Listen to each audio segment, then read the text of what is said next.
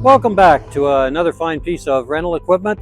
The log splitter is an item that certainly beats using the old axe and hammer, wedge and sledgehammer, any other kind of means that you have been using in the past to manually do and split your logs. Probably the most common size is about 6-inch diameter. Usually before that you might be using twigs and brushes and everything as a starter, maybe for a fire, or maybe you're just disposing it, and probably you would be keeping anything 6 inches and up. This log splitter probably ideally between 6 inches and maybe at the most 18 inch, to the point that you can lift it and getting it onto the log splitter. Now, the few things to remember when you're this log splitter here, you can use both ways. The anvil will split forward, it'll split backward as well because you have an anvil at both ends.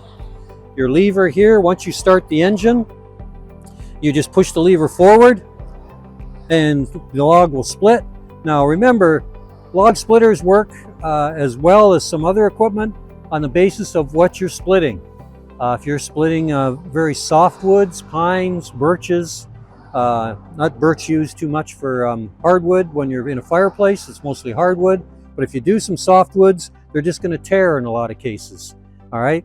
But if you get into some hardwoods, that's where you're going to see some splitting, and if you got some knots in your wood, be very careful, because that's why sometimes there creates so much pressure here when these are getting together that all of a sudden they can blow out. So you don't want to be standing on the sides of your wood. And I don't think I need to say don't have your fingers on the ends. That could be a tough situation with your fingers stuck in between the anvil and the wood, but it has happened. So if you get into very large pieces of wood, educate yourself on how to split it. If you got a very large piece, don't just put it in the middle and expect sometimes the splitter to split the piece of wood. It could be very hard, could be a knot in the middle. Have to watch out for nails and things that are in wood. So you may have to sliver the wood off on the sides. So if it's a big piece, maybe 3 or 4 inches in from the edge, you'll start slivering it off all the way around, and then you work your way to the middle until you can do a nice easy split in the middle.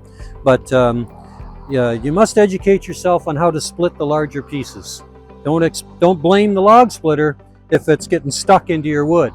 That in a lot of cases is the operator. It's not the piece of equipment. All it's doing is going back and forth with the force that it's allowed to use by the hydraulic cylinder.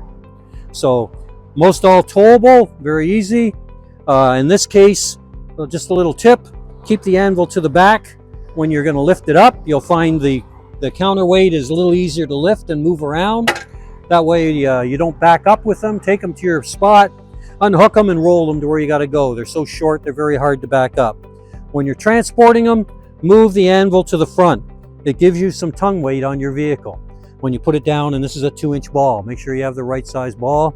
Move your anvil to the front, you'll have some tongue weight, so it transports a lot better rather than getting it bouncing up and down. So enjoy it. It'll be a lifesaver, and have some help, and have a good time. Well, don't forget to subscribe.